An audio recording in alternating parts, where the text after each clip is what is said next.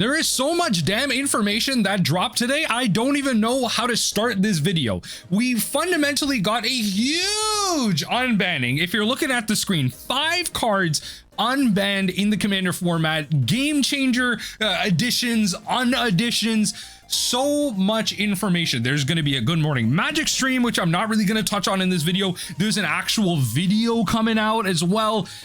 Just so much. The information overload. The Commander format, I feel like, is just like that little sibling that always gets the biggest birthday or something. And when I tell you, sometimes that birthday hits, it's bumping like it's crazy. So let me know what you think in the comment section down below. If you've already interacted with this information, if you're watching this video, you probably have. So let's go through it with my thoughts again, without going into much discussions around Twitter or like community thoughts. I want to get into this video and then tomorrow go over some of the larger changes and their implications. So let's just go over first reactions. Commander banned and restricted announcement April 22nd, 2025 by Gavin. Gifts ungiven unbanned. Huge. Swift Stars, Braids Cabal, Coalition Victory. Thank God everyone in my unbanned video who said Coalition Victory can't be unbanned, go suck it. That's hey. It's unbanned, deal with it. Imagine having to just get good at the format. What are y'all gonna say? It's unbanned? It's unbanned, you're gonna see it. You're gonna lose to it every game, every casual game. According to those haters, every casual game of Commander is now gonna have Coalition Victory in it. What are you gonna do? Play Counterspell, play Interaction? I don't know, it's up to you. Panoptic Mirror unbanned as well. Gavin Verhey on behalf of the Commander format panel had a big evaluation, and they're reviewing the criteria of the ban list. I don't want to go over this like word by word, just kind of pick and choose some pieces here. So the cards that have fond memories associated with them, cards that can contribute to positive play patterns, enjoyable decks and splashy moments, cards that don't create runaway games or negative play patterns, which is, some of this is subjective as well, but there are also cards we felt would be safe at a power level of bracket 3 and above, where game changers generally sit. However, we also wanted to recognize the idea of Commander brackets, and the game changers list is still relatively new, and that not everyone will be using these systems. We want to be mindful of the cards we chose to unban.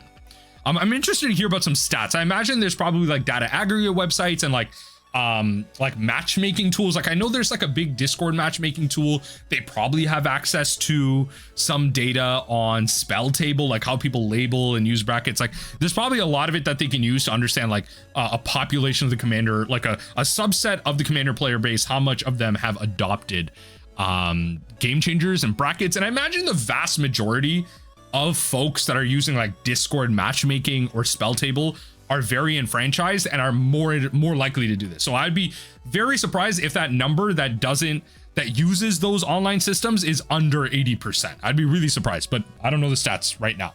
Just guessing. So 5 unbans. Gifts ungiven. This is a big one. So search your library for up to 4 cards with different names and reveal them. Target opponent reveals 2 of those cards, chooses 2 of those cards. Put the chosen cards into the graveyard and the rest in your hand, then shuffle. The idea with gifts ungiven, especially with my experience with it in modern Is It Storm way back in the day, you essentially create situations with gifts ungiven where you set up a win. No matter what you grab, you will be able to win. No matter how it's chosen, you will win the game. Now, gifts ungiven just puts the cards in your hand. It doesn't cast them or anything, but it's an instant speed, so you can do it at your opponent's end step, untap to your turn, go about it, whatever. But this card is a beloved card with great history. Many of you have enjoyed casting this card in all sorts of formats. We're excited for it to return in Commander. The previous concern has been the nature of this as a power tutor, the time-intensive casting process, and the combos enabled by it. So the time intensiveness is actually important. I'm happy that they're taking this into account when considering cards, just because a lot of inexperienced players might be bumbling around thinking about what they need to grab. If you think about this from a CEDH perspective, this is going to be an insta staple in all blue decks, just to be able to grab different aspects of combos. So this is just going to add to the average time of a Commander game, and how much of that adds is important when you think about the extreme being something like a Sensei's Divining Top, people not understanding context in the game and where they're at in terms of being an aggressor or a defender. It can add to a lot of time in terms of tutoring for cards. But if you have a set plan, which I think it won't add too much to CDH, it'll add to the lower level of CDH where a lot of people have a little bit of inexperience, but at the higher level, people know generally what they're grabbing for. So based on context clues, if they have a gifts ungiven in hand, they're probably thinking actively as to what are the 4 cards they need in this game state for protection, for combo, whatever it needs to be. So I'm happy And I do want to point out that they were taking into mind the time required for cards like this. We considered this within the structure of brackets and just regular pregame conversations. If your deck is trying to infinite combo people with this, they should often help sort it out if you're playing the right environment. On the other hand, a fair gifts ungiven is very fun and akin to factor fiction in politics and interplay between players it can create. And that's pretty fair too, because like gifts ungiven is not just about winning the game on the spot. Gifts ungiven is essentially in a fair commander game, you choose 4 cards and you tell your opponent, hey, that that card over there is stopping your on plays. I'm thinking about One Piece, your ETBs, your enter the battlefields from working. But this card is also preventing me from winning this game. How about I find a card that can solve both of our problems, and you need to make sure those cards enter my hand, because I'm going to cast Gifts Ungiven. And that's how you use Gifts Ungiven. You say, okay, put these cards in my graveyard. And then you put them into a lock situation because the cards you want may have flashback and you want them, or they have jumpstart and you want them in your graveyard. And then you say, these 2 cards are entering my hand. I will cast this card to solve that problem, but I need to be able to cast this card to solve that problem. Are you game? And so that's where it can lead to fun moments like that. Obviously, in, again, EDH situation, high power bracket 4 situations, this is going to be there to win the game. But in bracket 3 situations, I'm actually curious if they added this to the game changers list. I imagine they will. Maybe they mentioned this up here, but I think, let's see here. More talking about brackets you can check out today. For those using bracket to find decks, noted that cards being unbanned will immediately move to the game changers list. Okay, good. Okay, I'm pretty sure they did. Okay, immediately move to the game changers. So yeah, so in a game changer sense, in a bracket 3 game, there are ways that you can win with this card, but I think in a lot of ways it's going to add to like the politics of the game. So I think that is an interesting point to note here. Now, Sway of Stars is a really interesting one. This is like an anti-casual card. 10 mana. Sway of Stars is a sorcery that says each player shuffles their library and their hand, so their hand, graveyard, and permanents they own into their library. Just everything to permanents, lands, hands, everything. It just restarts the game, everything other than life, except for that last bit. Then draw 7 cards. Each player's life total becomes 7. Woo, baby! What a card! What a reset! Draw 7 cards. Now, notably, this does get around in our set and anti-draw effects because you were shuffling everything back in. There's no way when this card resolves, there's no way for permanents to re-enter. Now, of course, if like your opponent Teferi's protection in response, I don't believe that player actually I don't think that player actually exists for the life total to change. So Teferi's protection, I believe, actually is an option to this. Hold on. I'm actually really interested here. Okay, Teferi's protection. Hold on now. Until your next turn, your life total cannot change. You get protection from the okay. So it says all permanents you control phase out. Okay, so your life total cannot change. So Teferi's protection is actually an option against this. A rather expensive one, but it is an option against this. A 10 mana way to reset the game akin to Worldfire, which has previously been unbanned in Commander to little fanfare or play. There are some players who enjoy this effect. It's an impactful card and not very powerful. There are plenty of other spells that cost 8 or more mana that have a far higher impact than Sway. Our guess is this will see little play, but the people who enjoy these cards will be able to play another. And I think that's a fair evaluation of this as well. How many players will actually play this? I think people have a lot of overreaction, and I think a lot of people's problems with cards like this can be solved with bracket systems. If you're playing Sway of Stars in bracket 3, that is taking up a game changer slot.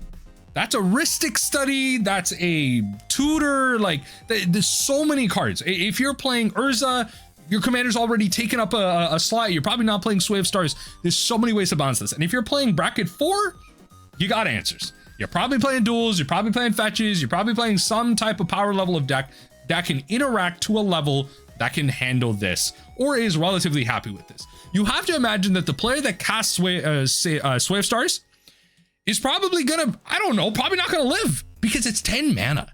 You got to be playing this in like green or some type of black deck that's black or red deck that's able to like ritual off into this. Like, I don't see it. Like there's, unless you're playing green and you're able to ramp into this and you got it, like, I don't even know what you do after you ramp into this because you shuffle your lands back into your deck as well. You draw 7 cards. I guess you just don't make your land drop that turn. Like, I don't know. Like they're probably going to be the one targeted because if someone casts Sway of Stars against me, I'm targeting them because they're just going to cast this again.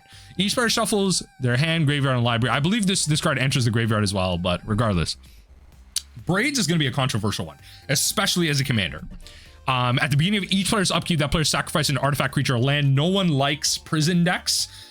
This just seems like an easy include in Turgid and all that stuff. This character is a beloved character and a card many are nostalgic for. When playing as one of your 99 cards later in the game, it is totally reasonable effect from the appropriate impact in the game, but that's not the problem. The problem is it's a legendary creature as your commander. The most frustrating Braids games are when it's put out extremely quickly and people feel locked under it. However, as little a single removal spell can really set that entire plan back. As commander decks have become more efficient, more targeted removal decks, and players have gotten better at identifying commanders that don't want to play against and having pre-game conversations, so that gives us the confidence to bring back Braids. A lot has changed since Braids was banned in 2009. We mostly believe people will know what they're signing up for in a game with Braids. His card is a 99. It's reasonable, acceptable. And I think that's fair too. In my opinion, the average pre-con in the last 2 years is probably better constructed than a lot of casual players from zero decks. They have more ramp, they have more interaction, they have a more solid game plan. On average, in my opinion, from my experience, the ground up bracket 3, what a lot of people would consider a bracket 3 commander deck, that a casual player, not a franchise player that watches Salubrious Snail, Trinket Mage, and 3/3 Elk all day, the players that don't do that, I feel like on average, a pre-con is better equipped than those players. And I feel like it's time that we stop coddling people and we just let them grow up with Braids. We just let them handle it. It's okay. We can take the training wheels off. I think we've taken it a little too far by letting everyone be everywhere. Okay. You need to improve your deck. You can't just play all the dumb good cards that you want. Play them in another deck where it better synergizes. You can't just play it all here. And if you do, you're going to lose to cards like this, and it's okay to lose sometimes. Oh my God. I have so much to say about Coalition Victory. Oh my God. The commander players that have told me this is a bad unban. The commander players, the YouTube comments that have told me this is a bad unban. Oh my God, those people. Oh, those people. The card engendered a great deal of discussion. A lot of it boils down to how impactful, how much of an auto include it is. In a deck with 5-color commander, it essentially reads you in the game if you control your commander. That is not the most satisfying end to a game. It does begin to become an auto include for many decks. Is that an appropriate card to exist? However, it can be easily interacted with. As I've said many times, as many people have said, a single removal spell in response to the 5-color commander being spent means it's 8 mana, do nothing.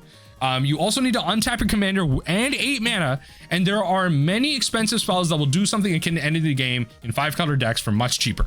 Additionally, for those engaging with commander brackets, it is within the time frame of where we can expect an I win combo to fall. Exactly. It's just late enough in the game. It's fine. It's chill. Play some removal. Interact with the commander. Interact with this spell. Right? I mean, hey, yeah, Mistrise Village, Boseiju, there's ways to make it uncounterable. There's ways you can counter, quote unquote, uncounterable spells. You can bounce spells on the stack. We're past that. Blue can do everything now.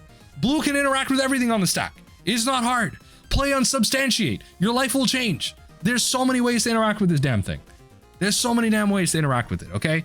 Coalition Victory. Come on. They spoke with it. They spoke for themselves. Panoptic Mirror is an interesting one. Imprint X, tap.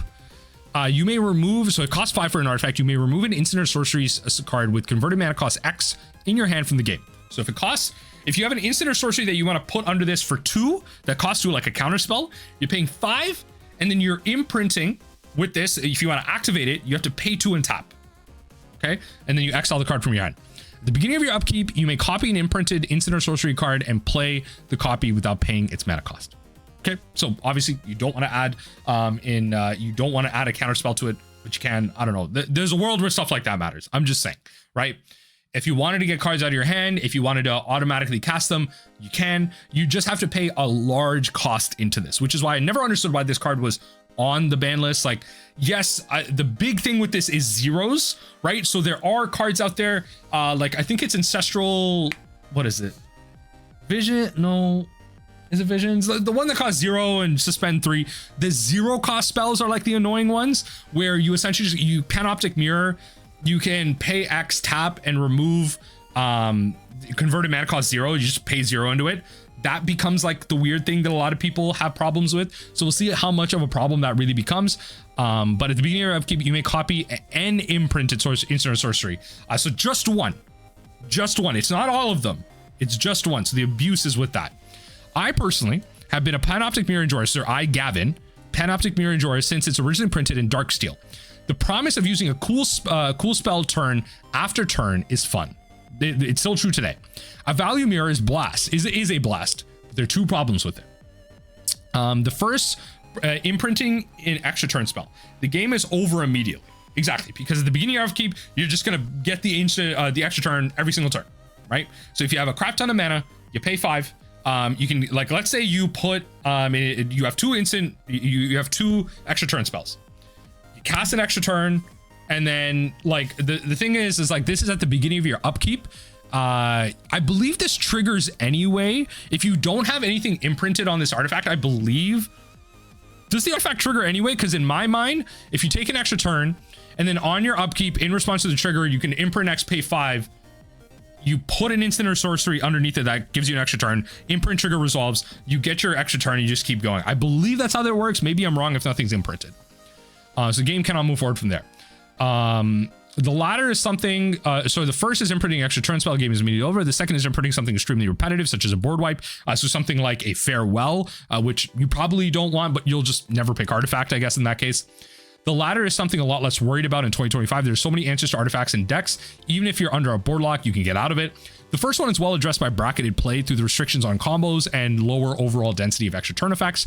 And regardless of the bracket system, many tables have a good idea whether they enjoy infinite combos appearing in their games, and that's something they want players to do in their decks. Finally, it takes a full turn and a large mana investment, and people having several windows to respond to do and respond to it. They can kill it before it untaps, in response to the ability, or after the ability resolves and your opponent is down a card. And so all of that is completely fair. I think Panoptic Mirror is definitely one of those top ones out there. There are ways to loop it. I think the zeros, in my opinion, like those are the value ones, but those are the ones that just get kind of like really nutty in terms of repetitive value. But again, there's so many ways to interact with a card like this. So that is all of that. These cards have not been illegal in Commander for a long time, originally being banned between 2005 and 2009. Almost 20 years for some of these. And a lot has changed in Magic and Commander since. We're not opposed to banning them again at some point in the future if they still have proved problematic, which is good. However, these feel in line with our expectations and are okay to be given into the format today. These changes are effective as a Magic Online for like dual Commander and for people that actually are crazy play Commander just 4-player on Magic Online. We would be, so on Dockside, Extortion, and Duelist and Mana Crypt, I'm happy they're addressing this because there are so many people, every time I bring this up, there's like these like losers, these bad faith arguments that are like, can we see the death threats? Can we, I don't think we should be basing our opinions on, like, shut up. Like, we're not unbanning this. We would be plugging our ears if we did not acknowledge the elephant in the room when it comes to these 3 cards. Many players out there probably immediately scroll down to the article. We did not talk about these cards and are not unbanning them at this time. Good. We do not need to unban these cards. Opinions of the Commander format panel varied. Some believe Commander is more fun with them. Others would like more time to see how the Commander bracket system is adopted before doing anything. Now, this felt is too soon to do anything with these cards. There are a few people who are open to doing something with Jewel Lotus now, but that's not a majority opinion. The overwhelming majority of the panel did not want to do anything with these cards at this time. I'll be transparent and say that I believe if any of these cards are ever returned, the most likely one is Jewel Lotus due to it being a one-shot iconic feel. Jewel Lotus price is skyrocketing. Oh my god. Hold on. Holy. Oh, this is a page you want to pay attention to right now. Jewel Lotus. Oh my god, it's probably freaking skyrocketing right now. Oh my god. Yeah, this is just gonna. Oh yeah. This is gonna go up. The speculators are here. But it's one of them among the panel that has the most traction. I know many of you love these cards. Many of you are also glad no longer to play against these. There's always that kind of push, powerful potential ban worthy. However, we want to talk about these cards and be honest. There's people in both camps. So it's interesting to think there are people in both camps. I'm wondering if there's a specific reason why they're not addressing the death threats, and that's fair. I think they're just people's privacy. They don't want to like rehash that and everything. It's interesting to think there are people on both sides of this. I'm wondering who that is. They don't need to reveal themselves, of course, but I'm curious who that is. Future ban. So we are committing no further changes to the ban list for the rest of the year. All right, Commander is quote unquote stable for the rest of the year. I mean, there could be bans. We'll see with CDH and some of these cards. Mistridge Village making a lot of changes with, you know, now that we got gifts on ungiven, a lot of CDH players are going to be making some choices here. They'd also love to give more time for the bracket system to evolve. The only exception I'll be calling is a Nadu contingency, which is if a new or unbanned card begins to generally be reviled by players, then they'll act earlier. However, hopefully we do not need to do this. So often it's stressed to me, Commander moves slowly. It's fine to take our time and everything settles. Stability is core tenet of Commander's philosophy. Recently, it hasn't always felt that way. Let's get back to that stability again. Now that is the banned section. That is the unbanned section. I'm happy they addressed that at the end too. The next bit is the bracket system. Now, the bracket system overall, I think is a very positive thing. I think that people that do not engage with this are being disingenuous. I think a lot of them are just trying to nitpick. I think it's fair to have criticism, but if you can't acknowledge how good of a system this is, I don't know if I trust your opinion as a Commander player. I think this is a really good system. I think it is much better than the scale 10 system. And the whole argument between whether or not casuals will get this or not doesn't matter, because the casuals are used to one thing, they will get used to another thing eventually. It'll take time, but the casuals don't care. They just want to play. And they were playing with the power 10 scale begrudgingly. They will play with the bracket system begrudgingly. It's up to us community members and us and franchise players to push this in a positive manner, to have these communications and have these open conversations with people as to how to adopt this at our tables, at our LGS. So that's my take on it. We last looked at 2 months ago. It's in a beta system. I mentioned today we'll be coming back late April with an update. I believe this is a solidified version unless they want to continue it in beta. Today we're going to walk you through the current state of the brackets and some updates to game changers. Unban some cards. The bracket system overview. Okay, so just some general thought here. In an official server, I see a number here, and I'm attracted to the stats here. In the official server for MagicCon Chicago, 87% of people who tried the bracket system said it was helpful in their games. But that's just MagicCon Chicago, and to be fair, you have to remember, like 87% of people thought it was useful, but that is in a place where a lot more people are positive and more enfranchised about Magic. If you have a good vibe about Magic, you're just feeling it, you are spending money to go to a con and play Commander out of your home. So in general, these are people that want this to work. So there's a big bias here, but it's good to see the people that want it to work do like it. The online player pool is another place we looked at data. I talked with the Magic Online team over at Daybreak, and about half of all Commander games on MTGO are using the bracket system. They also let me know they're actively working on implementing this system programmatically wherever possible. So I'm curious how they got this data. So they're implementing it programmatically, but I'm wondering if this is maybe like titles of rooms and stuff like that. I'm interested. It's unofficial, but I also talked with Amy, who runs Spellbot. Oh, this is nice. Okay, so I believe this is the Discord, yeah, which pairs Commander games across major Discord servers. Oh, that's okay. This is the one I was talking about. About 54% of all games on those servers use Commander brackets to pair people. The system adoption is high for something only 2 months old, which is great. I'm actually really surprised it's not higher. I'm really surprised, and I'm wondering if there's maybe some data missing. I'm really surprised. Again, I feel like if you're on Discord with a webcam setup playing Magic, likely with or against proxies, in general, I feel like these are more enfranchised players. I'm really surprised it's only 50%, 54%. I'm really surprised. Now, I also don't want to take these early wins as a sign of perfect. Easiest way is, yeah, so you want to just keep like getting feedback. What is the exact, mass land destruction, few tutors. So to talk about some ranges, okay, so a great example is Exhibition bracket 1. We announced the system. Exhibition had a small pool of people who were excited about it, but a lot more people who didn't have decks in that bracket. We heard about little bracket 1 play initially. Were we wrong to include it? I don't think so. They've given some time to understand bracket 1. I feel like people built it. I feel like it just opens more people to like trying that type of deck. And I feel like introducing more people to like quote unquote lower power Commander, it's good because it teaches them good deck building habits. I feel like trying to win the game in lower power brackets just opens your mouth for conversations and politics and just opens you up to different cards. And I think that's good. So they're not going to make any changes to it largely. For those of you that want to read this, the article is all going to be down below. So check that out there. I also want to touch base on one aspect that we want to emphasize when selecting your deck's bracket: intent. Intent is the most important part of the system. Okay, I like that. Okay, So I'm going to lead this section. I'm not going to read this section, but I like the fact that we're highlighting intent is the most important part of this bracket system. Okay, this is good. So intent is what I feel like a lot of people are being disingenuous with. There were a lot of conversations initially about how, oh, my CEDH deck is technically a bracket 4, and my bracket 3 deck can actually combo off and work with bracket 4 decks as well, or maybe in some low power bracket 5, off meta bracket 5. Like, these are the people that are just having disingenuous conversations. Like, yes, your power level 4 deck can actually win against the power level 7 and 8 deck in the previous system. It can. There were situations where that worked because that was a subjective system. Someone's power 8 is not someone else's power 8. That's someone else's power 6. And so when it comes to conversations like this, I want to point to this article and this statement. The intent is the most important part of the bracket system. Are you intending to lie and be a bad person? Then you're ruining the system. You're not participating in the system. And this is where it all falls apart.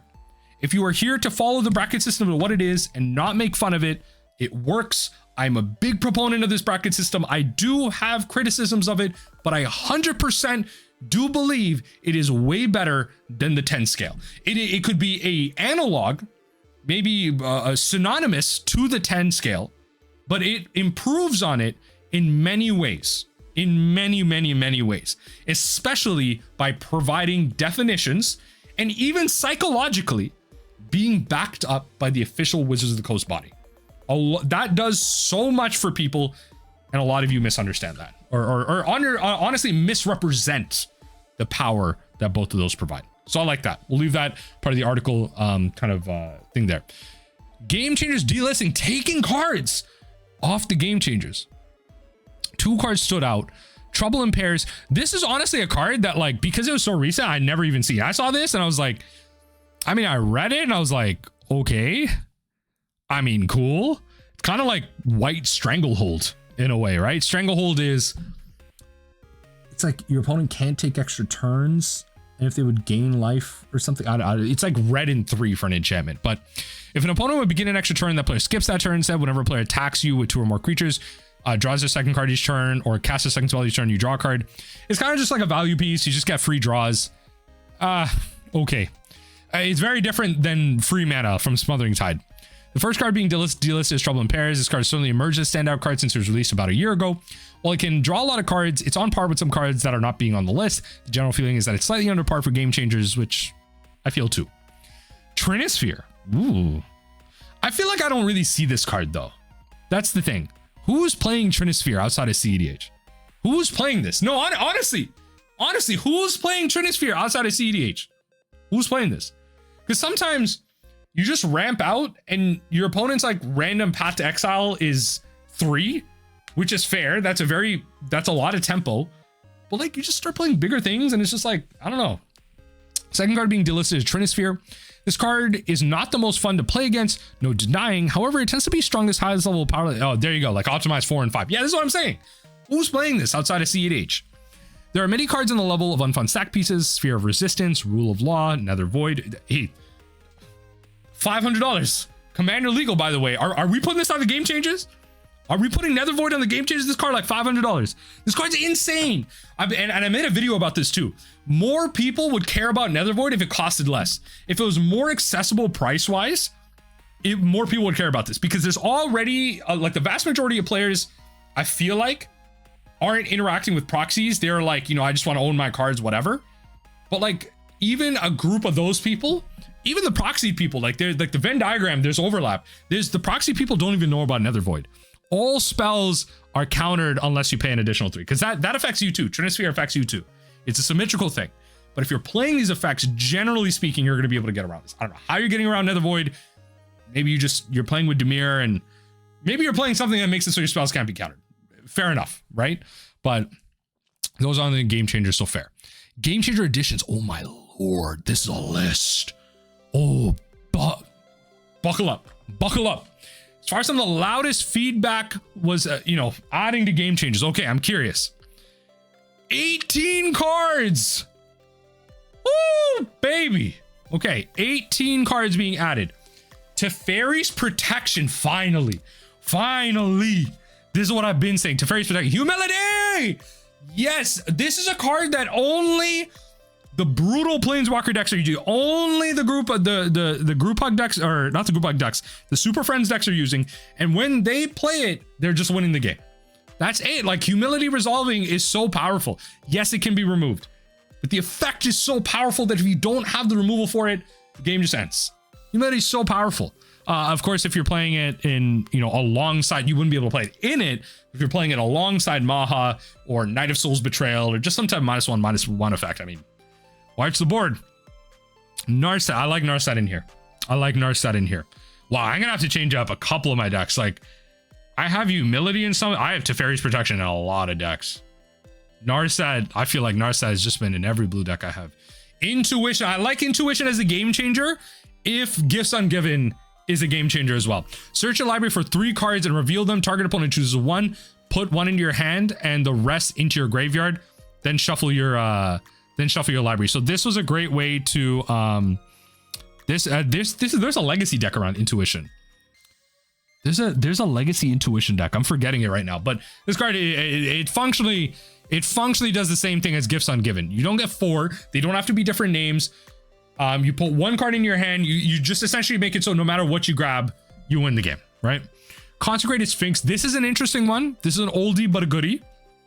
Finally, Necro. Okay, yes, this was one of the original conversation pieces around Necropotence. Yes, this card is only doing broken things. No casual player is playing Necropotence. Oh my god. In Constructed, in Commander, I freaking hate this card. Notion Thief, nice. Okay, yeah, like pretty much another prison piece. Deflecting SWAT, yeah, I feel like this whole cycle should be in here. This whole cycle. Yeah, shout out to Gamble and Worldly Tutor. Let's go. Gamble and Worldly Tutor 100% should be on the bracket system. Oh my god, we're getting there. We're getting there. Yes, these are active. So many of these cards were on everyone's top lists. Auto includes. Crop Rotation, correct. Seedborn Muse, even more correct. Natural Order, correct. This wasn't even on there. Yes, right. Food Chain, correct. Aura Shards. Yo. I recently made a short about this one. This is a classic. This is a Commander classic. Wow. Okay. I'm down. Okay. It's a powerful card. Field of the sure, fine. Makes sense. Mishra's Workshop. This wasn't on. All right. Yeah. I guess that's fair. Yeah, I mean, if we're putting, I mean, you could just play artifacts, right? It can't just be colorless spells, but yeah. I mean, for those of you vintage Shavant shops is shout out to vintage shops, but yeah, okay. So add 3 mana to your mana pool, spend it only for artifact spells. Big ramp. A lot of these cards I'm so happy. Gamble, Worldly Tutor, Teferi's, Humility. Oh, so happy about Orcish Bowmaster. Notion Thief is interesting. I feel like this whole cycle should be on here, but okay. So those are my, I don't even know. I don't know if I want to go through all of these, but I'm wondering, what do they have here? Teferi's Protection, Humility, Intuition. What else do they talk about? Yeah, so they bundle these together in terms of tutors, right? Yo, shout out to this Natural Order art. What is this? What is this art? Food Chain, Aura Shards, Field of the Dead. Oh, this section about cards. That's why I was scrolling down. I was like, there's a whole section left. I want to take some time to talk about things that weren't put on or taken off and why. Reading through community feedback, a ton of these cards are mentioned. First, I want to tackle categorically our legendary creatures. Originally, we had a couple of others flagged for inclusion. However, ultimately, there are a lot of powerful commanders out there, and your commander is the one face-up thing everybody knows about before the game starts. It's an easy road to start adding like Korvold, Edgar, Ur-Dragon, Joda. I feel like Korvold, Edgar, and Atraxa are like the big ones. Ur-Dragon's like a classic one. It does have Eminence. It's kind of like, it's like worse than, I shouldn't say worse. Maybe it's on par with Edgar. Edgar's kind of free. Joda is an interesting one. Joda takes some time. I feel like there is some level of setup to it. I feel like Ur-Dragon's a little bit better, but it is powerful. It is powerful. A ton of favorite commanders. Before adding more commanders to the game changers list, we wanted to do more work in the philosophy. Okay, so there could be more legendaries added. To be transparent, my current leading idea is that a commander is a game changer if it creates a play pattern or game constraint that are unfun and overwhelmingly powerful. I like that. I like that. Turgid, I see here. Good. Grand Arbiter. Thank God. This card sucks. Oh my God. This card sucks. White and blue spells cost 1 less. Or it costs less to cast. Your opponent's spells cost 1 more to cast. Oh my God. Because of the experience and the engender, while cards like Yuriko and Urza will likely come off because they're slowly like power level.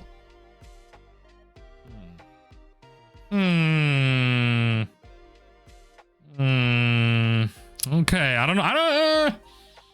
Like, there's no fair way to beat Yuriko, so you kind of just target the Yuriko player, but I don't know. Okay, something I like feedback on.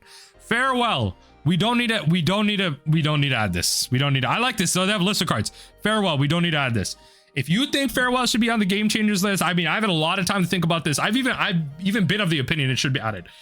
I'm not there anymore. Farewell is perfectly fine to not be on the game changers list. It doesn't need to be on there. It does not need to be on there. It's a 6 mana reset. It's so televised. You can just think, anyone playing white, you can think about it. Just have the interaction for something like this. If someone is farewelling, you probably deserve it anyway. Arms Collector. I mean, this isn't really a prison piece. I mean, it doesn't stop you from drawing the card though. Like, it's just both. You draw cards, so do I. So do I. Okay. This Mana Drain. I'm actually surprised. I really like Mana Drain. Yeah, I mean, just a free mana, I guess. One-time surge of mana doesn't really warp the game. It can though. This is crazy, actually. Now that I'm thinking about this, yes, we talked about this card a great deal. Ultimately, we feel like this is strongest at the tables of high power magic. It's not really affecting. No, I don't believe that. No, I think Mystic Remora should be. I think it should be. It is just non-creature spells. No, I think it should be added. Force. Yeah. I don't know. I'm really back and forth on Mystic. No, it should be added. Force of Will. Why would you remove this? No. This is one of the most powerful cards in Magic's history. No, keep it on there. Free counter spells, no. Time Twister and Wheel of Fortune. These are powerful rates for these effects, and the rate can have an impact. However, these cards are often fun when played on their own. Our hope is that by knocking down the strongest of these. Okay. Grave Pact and Dictative Erebos. No.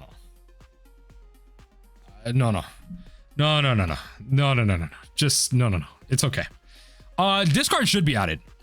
Wait, it is. Yeah, wait. Wait, what? No. This card should be added. What? Yes, it does. It does reach the same level. No, this card should be added. Necro Dominance is just weaker Necropotence. It has a lot of the same templating. This can be added. Greater Hub Behemoth.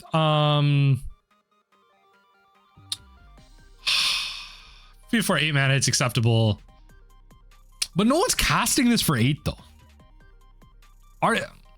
And the people casting this for 8 don't really care. Like, the amount of mana that you have by the time you cast Crater Hoof Behemoth, you're not tapping out for Crater Hoof. You're cheating it out, or you have so much mana that you can just like get it back or play something else. Like, you're not tapping out for Crater Hoof. Like, I guess you can say it's an acceptable time to win the game. That's fair. Just feels like this card's never played fairly. Hey, yo, shout out to the Great Henge. I don't feel like this is there. I feel like it's a powerful card. I wouldn't be. This is kind of like Notion Thief to me. Not in terms of power level, but like in my feeling of like, okay. Like Consecrated Phoenix, okay. If it hit the Game Changers list, okay. But I don't feel strongly either way. The card is powerful. If it hit the Game Changers list, I wouldn't be like terribly mad. Like, once it gets going, that's the thing. Once it gets going, that's the problem. Like, if you untap with this card and a solid hand, like, you're gonna be doing a lot. You're gonna be doing a lot. Just drawing cards, getting those counters. a little bit of life gain does matter. It does a lot. It does a lot. I feel like this could get added in the future. What the game does warp around something like this, especially in typal decks. Like especially you put this in some type of elf ball deck or like, I don't know, freaking squirrels. Like you're going crazy, right? It is non-token deck, non-token creatures, which is fair. It's a lot of squirrels are like token based, but a lot of them are like flicker based. So it's ETBs, right? So you can flicker something and get the ability of this. You don't need to cast it or like cast the creature to get the draw and the 1/1 counter. So there are shenanigans with like wither and everything too. So, you know, there are ways that you can go crazy with this. Green Sun, Zenith, Quarter Calling, Finale, Devastation. Close to functionally being the same card. You know, Green Sun and Cord, you search your library. Finale lets you search your graveyard, I believe. Yeah. Finale lets you search your graveyard. And then if you have like a condition, it gains haste as well. Okay. If they play like a giant tutor, like, okay. Tooth and Nail. No, this is fine. This, you can whiff on Tooth. You can whiff on Tooth. You can whiff on Tooth, right? Like you can choose both. So you can choose to tutor for something and put it on the battlefield. It does put a Crater Hoof. I'm kind of arguing with myself here. Sorry, folks. I'm really thinking about this because these are cards. Some of these cards I haven't really thought about. I could see Tooth and Nail being a game changer. This should be added, probably. This should probably be added. I'm really thinking about the play patterns around it, and the arguments I had for Crater Hoof kind of just stand with this. Yeah, kind of just stand for this. Defense of the Heart? What is this?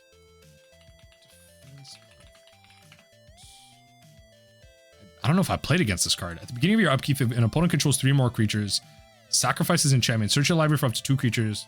Oh my god. This is bonkers. Wait, this card is sick. Yo, this card is sick. What? It is during your upkeep, which is fair. Okay. No. Okay. You know what? During your upkeep does changes, but I kind of want to buy this card. I might. Yo, it's a $14 card. Yo, hold on. Yeah, I'm doing this live right now. Wait, Defense of the Heart. How much is this in Canadian? Oh my god. It's like 25 bucks. Yeah, 25 bucks. Okay. Oh my god. Okay, that's a cool card.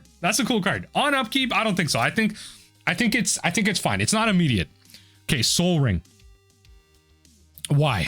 No, I'm not even entertaining this. We're past this. I'm not even entertaining this. There's too much. It's gone on too long in the format. I'm not even entertaining this. We're not having this conversation. Sorry. I'm sorry. I'm not even bothering giving my opinion on this. Soul Ring does not need to be on the game changers list. Next steps, we want to give the brackets and the updated list of game changers time to soak and settle. Shout out to my folks in Ohio who need a soak. While we do anticipate making nudges to the game changers list in the future, a massive addition like this you've seen today is not something we generally want to do. Our goal today is to expand upon what was laid out and see what the community response is. We want to just let those sit for a while, and you shouldn't expect anything until sometime after MagicCon Las Vegas. So not during, sometime after. In the meantime, we'd like to use the remainder of this year to focus on writing and crystallizing commander brackets and game changer philosophy, which is nice. To keep regular touch points with all of you, we're going to be reinstating the quarterly check-ins, which is kind of nice. So given all that, we can expect the next couple updates in late June or early July. We'll let you know about any tweaks to the game changers as they come on. In summary, long article, but there's a lot of details here listed to the game changers today. Crazy stuff. Honestly, crazy stuff. I don't even know. It's wild. Honestly, I think there's going to be a lot of CEDH folks that are a little upset with the specifically gifts ungiven. I think some of these changes are interesting. I'm not mad at like a lot of cards. I'm not necessarily upset when they're added as a game changer, even though we know that like the first iteration of the game changers, these are cards that potentially could get banned. If they're not on the game changers, they're not going to get banned. But we also know that the cards that got unbanned are immediately going to hit the game changers list, so they're not going to be taking over your bracket 3 prods, which is kind of nice.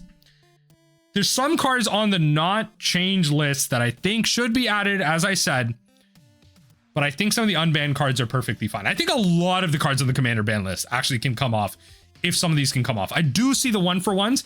Gifts Ungiven is going to be the real interesting one, especially for CEDH players. Just having access to another free tutor now in the format. Tutor for 2. A tutor for 2, especially in a world where Mistrise Village just got legal in the format. It's going to be really interesting. I don't know. I've been yapping for a minute. It's been a long one today. It's been a long video. We're going to be doing a lot of videos on this system coming up. So let me know what you think in the comment section down below. What do we think about commander brackets? What do we think about oh my lord, what do we think about the unbans? There's so much to talk about. I don't even know. I'm just going to be excited to see what y'all are thinking on Twitter and in the comment section. Let me know what you think in the comment section down below.